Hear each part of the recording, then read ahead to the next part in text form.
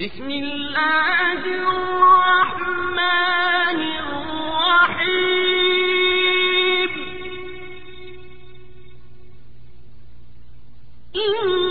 انا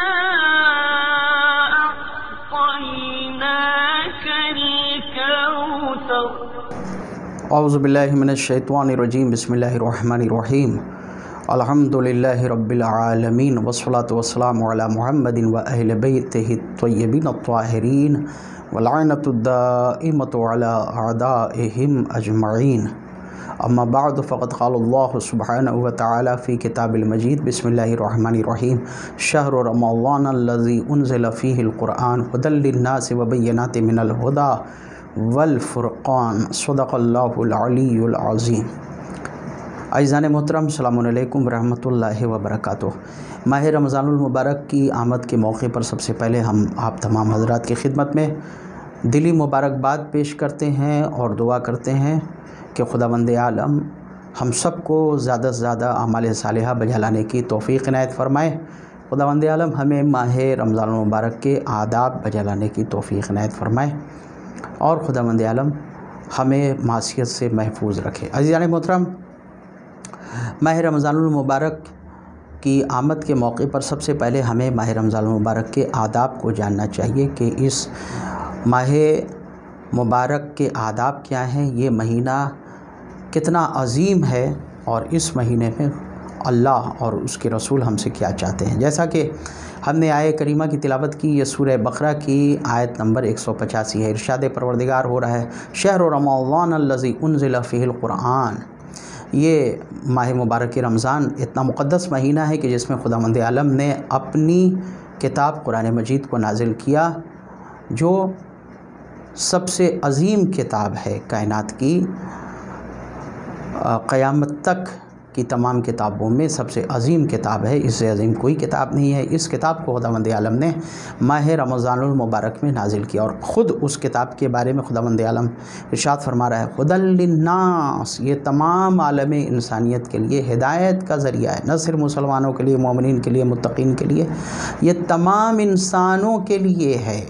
قرآن تمام انسانوں کی ہدایت کا ذریعہ ہے، اس میں تمام انسانوں کے لیے ہدایت ہے، تمام انسانوں کے لیے نجات ہے۔ جو قرآن پر ایمان رکھتے ہیں ان کو مسلمان اور مومن کہا جاتا ہے، ورنہ قرآن سارے عالم انسانیت کے لیے ہے۔ ھدی للناس وبینات من الھدی، اور اس میں ہدایت کی روشن دلیلیں ہیں، والفرقان، اور یہ حق و باطل میں تمیز کرنے والی، فرق پیدا کرنے والی کتاب ہے۔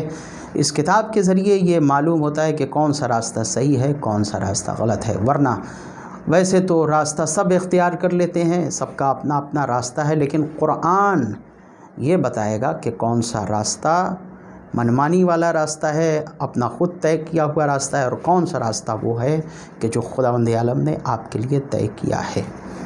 عزیزان محترم، یہ نزول قرآن کا مہینہ ہے، یہ تلاوت قرآن کا مہینہ ہے، اس میں زیادہ سے زیادہ تلاوت قرآن کرنی چاہیے۔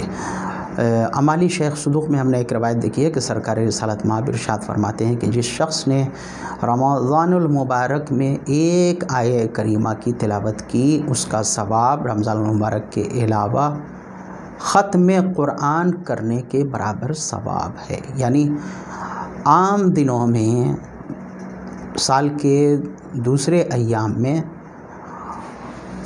ختم قرآن کا ثواب، پورا قرآن پڑھنے کا ثواب جو ہے وہ ماہ رمضان المبارک میں صرف ایک آیہ کریمہ کی تلاوت کا ثواب ہے۔ اللہ اکبر۔ عزیزان محترم، اس سے یہ پتہ چلتا ہے کہ خداوند عالم کتنا زیادہ اجر و ثواب اس مہینے میں اپنے بندوں کو عطا کرتا ہے۔ جو مومنین ہیں، جو ماہ رمضان کے آداب بجا لاتے ہیں، ان کی نیند بھی عبادت ہے، ان کی ایک ایک سانس خداوند عالم تسبیح شمار کرتا ہے۔ حضرت امیر المومنین علی ابن ابی طالب علیہ السلام سرکار رسالت مآب سے نقل کرتے ہیں کہ سرکار رسالت مآب نے ارشاد فرمایا کہ اس ماہ مبارک رمضان میں زیادہ سے زیادہ دعا کیا کرو، زیادہ سے زیادہ اپنے لیے استغفار کیا کرو۔ کسی نے یہ پوچھا کہ سرکار یہ ارشاد فرمائیں کہ دعا کا سب سے بہترین وقت کون سا ہے، تو سرکار رسالت مآب نے ارشاد فرمایا کہ بہترین وقت بعد از نماز ہے، یعنی نماز پڑھنے کے بعد بہترین وقت ہے کہ ہم اپنے لیے دعا کریں، مومنین کے لیے دعا کریں، اپنے پڑوسیوں کے لیے دعا کریں، اپنے سماج کے لیے دعا کریں اور اپنے معاشرے کے لیے اور عالم انسانیت کے لیے دعا کریں، سب کی نجات، سب کی کامیابی اور مغفرت کی دعا کریں۔ عزیزان محترم، سرکار رسالت مآب نے جو آداب بتائے ہیں ماہ رمضان المبارک کے، اس میں صدقہ دینا، مدد کرنا، لوگوں کی امداد کرنا، ماہ رمضان المبارک میں صدقہ دینے کے بارے میں سرکار ارشاد فرماتے ہیں کہ 70 عظیم بلاؤں کو خداوند عالم دفع کرتا ہے۔ وہ جسمانی بیماریاں بھی ہو سکتی ہیں، وہ روحانی بیماریاں بھی ہو سکتی ہیں۔ خاص طور سے یہ کورونا کا دور ہے تو اس میں ہمیں عام دنوں میں بھی صدقہ نکالنا چاہیے، لیکن ماہ رمضان المبارک میں خاص طور سے ہمیں صدقہ نکالنا چاہیے۔ خداوند عالم اس پورا شوب دور میں اور اس وبائی دور میں اس صدقے کی برکت سے انشاءاللہ ہمیں محفوظ رکھے گا، اس لیے کہ اللہ کے حبیب کا وعدہ ہے اور ارشاد ہے، زبان صدیق و امین، زبان صادق و امین کا یہ کہنا ہے، وہ زبان کے جس پر دشمنوں کو بھی اعتبار تھا، وہ سرکار ارشاد فرماتے ہیں کہ صدقہ نکالا کرو، بلاؤں سے محفوظ رہو گے، اس لیے کہ صدقہ بہترین دوا ہے۔ اس کو ہمیں آزمانا چاہیے، اسے ہمیں اپنی زندگی میں اپنانا چاہیے، اس کو آزمانے کی ضرورت نہیں ہے، اس کو ہمیں اپنانا چاہیے۔ سرکار رسالت مآب ارشاد فرماتے ہیں کہ صلہ رحم سے غافل نہیں ہونا چاہیے، خاص طور سے اس مہینے میں۔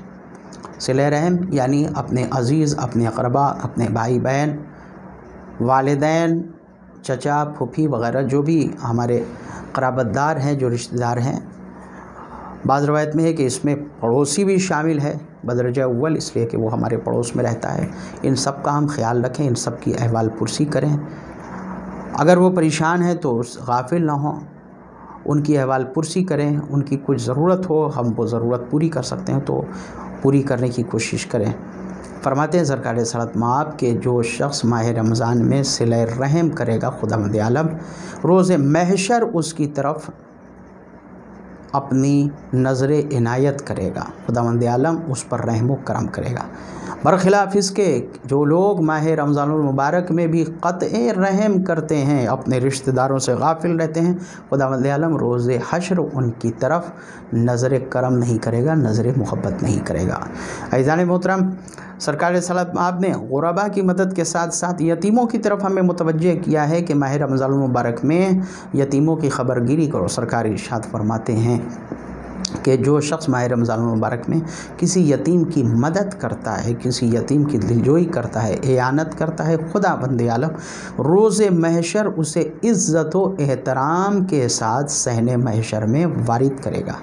مطلب یہ کہ خداوند عالم فرشتوں کو حکم دے گا کہ ایسے شخص کو جو ماہ رمضان المبارک میں یتیموں کے ساتھ محبت سے پیش آتا ہے، اسے عزت و احترام کے ساتھ صحن محشر میں لے کر کے آؤ اور ان کا تعارف کرایا جائے گا۔ ظاہر ہے کہ جب وہ عزت و احترام کے ساتھ ایسے لوگوں کو لایا جائے گا تو تمام اہل محشر یہ سوال کریں گے کہ یہ کون ہے جس کو اتنی عزت و احترام کے ساتھ لایا جا رہا ہے، تو فرشتے یہ کہیں گے کہ یہ وہ شخص ہے کہ جو ماہ رمضان المبارک میں یتیموں کی مدد کیا کرتا تھا۔ عزیزان محترم، ماہ رمضان المبارک کے روزے ہمیں بہت سارے فائدے پہنچاتے ہیں جنہیں سرکار رسالت مآب نے اپنی احادیث میں نقل کیا ہے۔ جیسے ایک فائدہ یہ کہ خداوند عالم ہماری زندگی میں خیر و برکت عنایت کرے گا۔ کتنا بڑا فائدہ ہے کہ ایک انسان کی زندگی خیر و برکت سے بھر جائے۔ خداوند عالم مرنے کے وقت کی سختیوں کو ہم پر آسان کر دے گا۔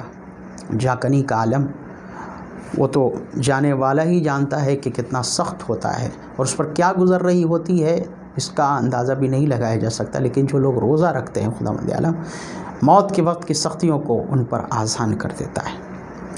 جو لوگ روزہ رکھتے ہیں، ماہ رمضان المبارک کے اعمال بجا لاتے ہیں، روزہ بطور نور ان کی قبر میں وارد ہوتا ہے۔ اسی طرح عزیزان محترم، خداوند عالم روزے دار کو مغفرت عنایت فرماتا ہے۔ روزہ رکھ کر کے جب روزے دار اپنے گناہوں کی معافی طلب کرتا ہے تو خداوند عالم اس کے گناہوں کو معاف کرتا ہے۔ کتنی بڑی بات ہے کہ روزہ انسان رکھے اور خداوند عالم کی بارگاہ میں عجز و عاجزی اور خلوص سے دل کے ساتھ اپنے گناہوں کی مغفرت طلب کرے تو خداوند عالم اسے معاف کرتا ہے۔ اسی طرح عزیزان محترم روایات میں یہ وارد ہوا ہے کہ جو شخص روزہ رکھتا ہے، آداب کے ساتھ روزہ رکھتا ہے، خلوص کے ساتھ روزہ رکھتا ہے، شرط و شرائط کے ساتھ، گناہوں سے پرہیز کے ساتھ، نظر گناہ کی طرف نہ جائے، زبان تاکید ہے محرم اپنی زبانوں کو یہ غیبت سے، چغلی سے، ان سب سے محفوظ رکھنا چاہیے، اپنے ہاتھ کو محفوظ رکھنا چاہیے کہ کسی طرف ستم کے لیے نہ اٹھیں، اپنے پیر کو محفوظ رکھنا چاہیے کہ ستم کے لیے، ظلم کے لیے، معصیت کے لیے نہ جائیں۔ اسی لیے یہ بھی ہے کہ مسافر کا روزہ قصر ہوتا ہے، لیکن جو کار معصیت کے لیے، گناہ کے لیے جا رہا ہو اس کا روزہ قصر نہیں ہوتا ہے۔ تو سرکار صلی آپ ارشاد فرماتے ہیں کہ جو شخص ماہ رمضان المبارک کے روزے رکھے گا، خداوند عالم روز محشر کی سختیوں کو اس پر سے آسان کر دے گا۔ سختیوں میں کیا ہے؟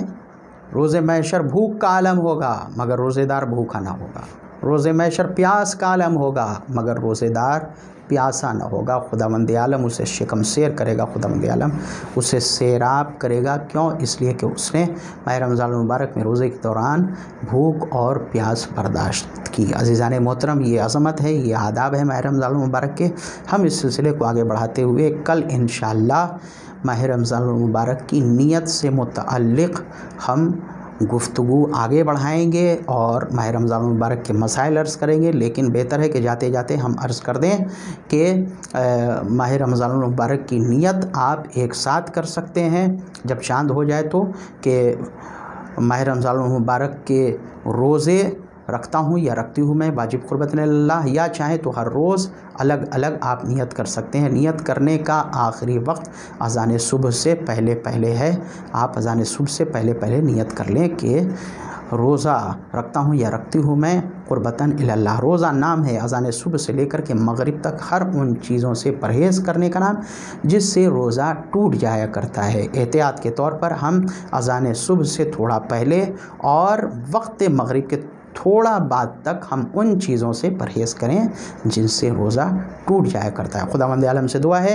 کہ وہ ہمیں ماہ رمضان المبارک میں زیادہ سے زیادہ نیک اعمال انجام دینے کی توفیق عنایت فرمائے، اور خداوند عالم کرونا نامی مرض میں ہم سب کی حفاظت فرمائے، اور خداوند عالم ایسے حالات فراہم کرے کہ ہم سب کے سب زیادہ سے زیادہ تعداد میں مسجدوں میں حاضر ہو سکیں، یہ مرض دور ہو جائے، ساری دنیا سے دور ہو جائے، تاکہ ہم سب پھر سے عبادت گاہوں میں حاضر ہو سکیں اور خداوند عالم کی عبادت انجام دے سکیں، اور خداوند عالم تمام مومنین کی جان و مال، عزت و آبرو کی حفاظت فرمائے۔ منجی بشریت حضرت امام زمانہ کے ظہور میں خداوند عالم تعجیل فرمائے اور ہمیں مولا کے امان و انصار میں شامل فرمائے۔ والسلام علیکم ورحمۃ اللہ وبرکاتہ۔